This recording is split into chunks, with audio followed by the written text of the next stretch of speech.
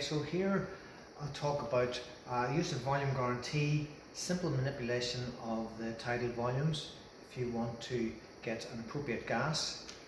A nice easy case, we're going to imagine we're ventilating a baby because of apneas. Maybe the baby is septic, but the lungs are okay. So in this scenario, let's say we've got a 1 kilogram baby, and if we think of our usual ventilator settings and what we set, we'll show along the bottom of the ventilator here. So baby's got good lungs, so we're in room air if you want to zoom in on that. 21%. So it's a 1 kilogram baby, so I'll choose 5 mils per kilogram. So conveniently the tidal volume is going to be 5 mils. The I time is 0.35, that's standard. Respiratory rate of 45, end expiratory pressure of 5, and a P max, the default setting is about 25. So these are the settings for this baby. And then what are we getting from our settings?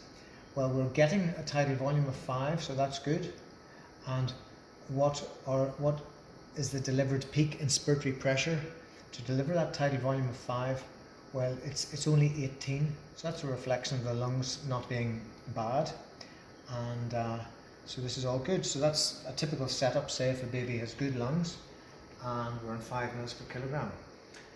If we imagine our nurses come along to you and say, well, yes, you chose 5 mils per kilogram, but we've done a couple of blood gases over the past 30 minutes and 90 minutes, and in fact they're both showing that the CO2 is a bit too low in that.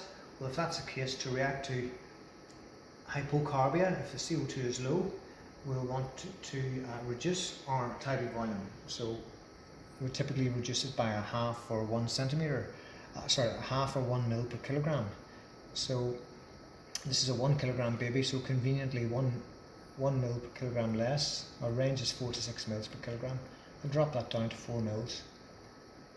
Press the dial to get it to take effect. So if the CO2 is low, I want it to drop to the lower range of our tidal volume range of 4 mils per kilogram now. So that's what I've dialed in. Are we achieving that? This is the recorded tidal volume, and yes, good, the ventilator has adapted and is now just delivering 4 mils per kilogram. And this is delivered peak inspiratory pressure to get that, and it's down to 15, so we're ventilating more gently. Let's say in 2 hours time, nurse comes to you and said, well, actually, when you were away, the baby had a bit of blood up the ET tube. The chest doesn't seem to be moving so well. Oh no, the gas isn't so good. And she shows you a gas, and yes, the CO2 is up. Maybe it's gone to 7. Well, then you might appropriately you look at the baby, you make sure the ET tube's not blocked. You do the common sense things, but in order to adjust the ventilator, we react to that by increasing the tidal volume. So we were in 4 mils per kilogram. Well, let's go back up to say, we could go to 5, or if it's very high CO2, maybe we'll go up to 5.5 mils per kilogram. So we make that ventilator adjustment. We'll see, are we affecting that? Is it being delivered? And this shows that yes, we are actually recording 5.5 mils now, so that's good. And how much peak pressure is required to deliver that? Well, it's gone up to 19. It's all within the comfort zone of the ventilator. 19 is well below the P max, but this is how you adjust your tidal volumes in order to manipulate your CO2s.